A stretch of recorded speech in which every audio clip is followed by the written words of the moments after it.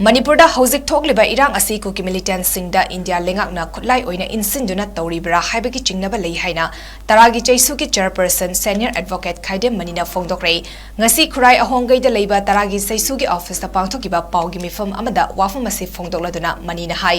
Manipur thugaiba pamba kuki narco terrorist singna maitei furupta haukiba chahigi me ahumdagi landarakliba asida India lengakna lan asigi warishin ama purakpa ngamdri hauzik thokliba lan asi ekoi punduna amata oina thengna minasi haiduna Manipur da lariba civil society organization amadi luf kayana lauduna lakli matang asida hangjaningba wafam amadi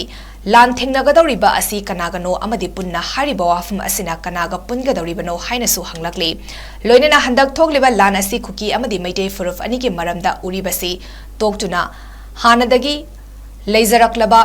Kuki furufamadi lamdam asida laiminariba kangluf kodimak nusi chanana laiminaduna mapal lamdagi narol de changlakiba miyoi simbu lengana logi oiba mating lauduna matau karamna makoibu thamba amadi